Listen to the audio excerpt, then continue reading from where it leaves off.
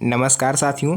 आज की इस वीडियो में हम लोग बात करने वाले हैं 1 जुलाई 2025 से कौन से ऐसे 5 नियम हैं जो चेंज होने वाले हैं, कौन से 5 बड़े बदलाव होने जा रहे हैं। तो साथियों इस वीडियो को पूरा देखिएगा, ज़्यादा टाइम आपका नहीं ख़राब करूंगा, मात्र 5 से 6 मिनट में अपनी इस बात को ख़त्म करूंगा और वो भी आपको पूरा क्लियर बताएंगे कि कौन से ऐसे 5 बड़े चेंजेस हैं जो आप सभी को जानने चाहिए। चलिए वीडियो को बिना किसी देरी के स्टार्ट करते हैं।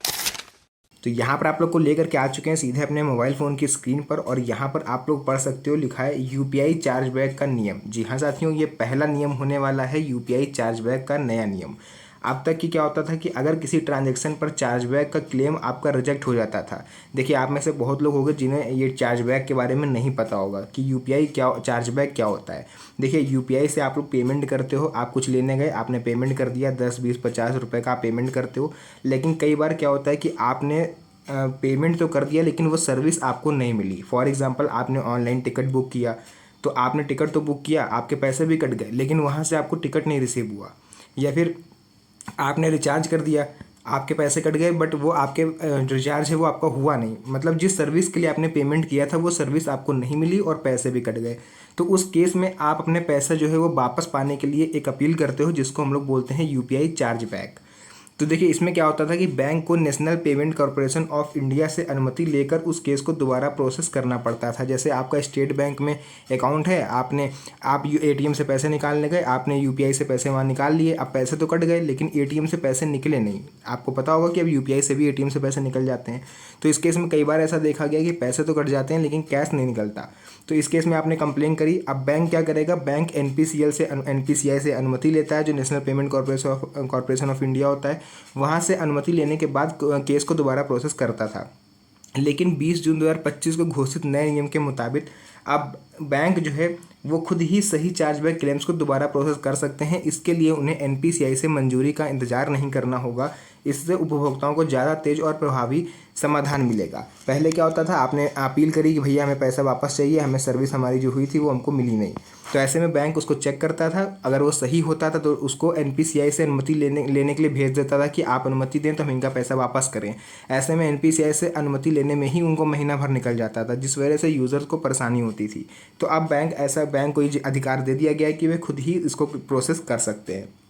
तो ये तो हो गया यूपीआई चार्जबैक का नियम, जो कि 1 जुलाई से आपको चेंजमेंट इनमें देखने को मिलेंगे। इसके बाद देखिए दूसरा हमारा नया नियम आ जाता है, नया पैन कार्ड बनवाने के लिए अब आधार अनिवार्य है। देखिए अगर आप नया पैन कार्ड बनवाने वाले हो या फिर रिन्यूअल कराने वाले हो, उसको कई लोग होते हैं माइनर का बनवा लेते हैं, उसका फोटो उसमें लगवानी होती है मेजर में कन्वर्ट कराने के लिए।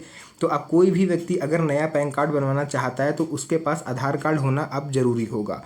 अभी तक कोई भी मान्य पहचान पत्र और जन्म प्रमाण पत्र से काम चल जाता था। आप अपना डीएल लेके पहुंच गए, पासपोर्ट लेके पहुंच गए या फिर स्कूल से आप बनवा के लेके चले गए तो आपका पैन कार्ड बन जाता था, ठीक है। लेकिन सीबीडीटी यानी केंद्रीय प्रत्यक्ष कर बोर्ड ने 1 जुलाई 2025 से आधार सत्यापन को अनिवार्य कर दिया है। इसका मकसद है कि फर्जी पहचान और धोखाधड़ी को रोकना। तो अगर आप भी नया पैन कार्ड बनवाने वाले हो तो भैया अब आपका आधार कार्ड जो है वो मैंडेटरी होगा। ये चीज़ क्लियर हो गई। चलिए जान लेते हैं तीसरा कौन सा नियम है जो 1 जुलाई 2025 से चेंज होने वाला है। उसके बाद देखिए तीसरा नियम आ जाता है, तत्काल टिकट बुकिंग में ओटीपी और आधार अब जरूरी होगा। ये तो आपको पता ही होगा, मैंने कई बार इस पर वीडियो बनाया कि 1 जुलाई से ही चेंज होने वाला है। अगर आप ट्रेन में तत्काल टिकट बुक करते हैं तो अब ये प्रक्रिया थोड़ी अलग होगी। 1 जुलाई 2025 से आईआरसीटीसी वेबसाइट और मोबाइल ऐप पर तत्काल टिकट बुक करने के लिए अब आधार वेरिफिकेशन जरूरी होगा। वहीं 15 जुलाई 2025 से तत्काल टिकट बुक करते समय ओटीपी भी डालना होगा, चाहे आप ऑनलाइन बुक करें या किसी भी पीआरएस काउंटर से आप टिकट बनवाएं, ओटीपी अब आपका ज़रूरी होगा।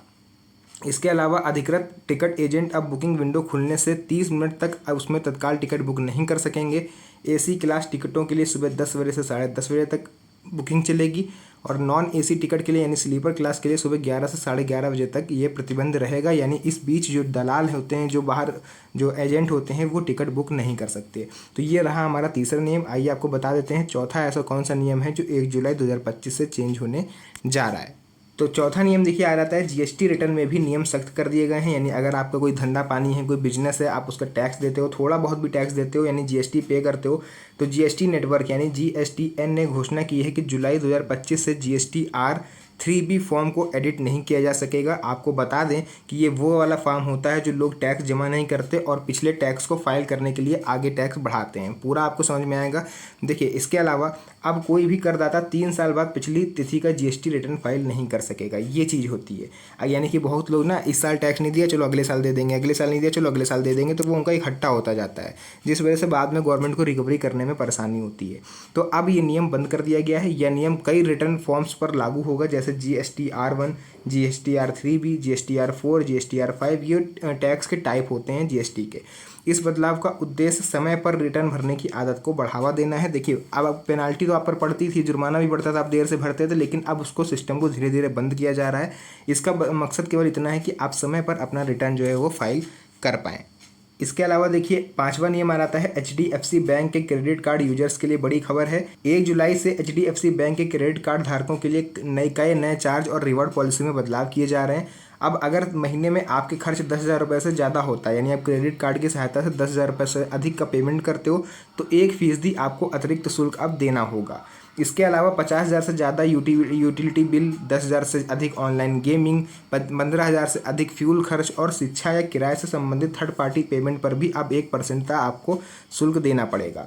इन सभी चार्जेस की अधिकतम सीमा 4,999 प्रति माह तय की गई है। इसके साथ ही अब ऑनलाइन स्किल बेस्ड गेमिंग पर कोई रिवार्ड पॉइंट आपको नहीं मिलेंगे और बीमा भुगतान पर मिलने वाले रिवार्ड पॉइंट्स पर भी लिमिट लागू कर दी गई है। तो ये थे 5 बड़े बदलाव जो कि 1 जुलाई 2025 से होने जा रहे हैं। तो मैंने सोचा क्यों ना इसे आप सभी के साथ शेयर किया जाए। अगर आप तक ये वीडियो पहुंचाए तो इसे आप आगे भी पहुंचाइए, अपने यार दोस्त रिश्तेदारों तक भी पहुंचाइए। बाकी वीडियो पसंद आई तो वीडियो को लाइक भी कर दीजिएगा, क्योंकि ऐसी वीडियोस मैं आपके लिए बनाता रहता हूं। तो मिलते हैं आप सभी से नेक्स्ट वीडियो में एक और अच्छी इंटरेस्टिंग मज़ेदार वीडियो के साथ। तब तक के लिए धन्यवाद। जय हिंद।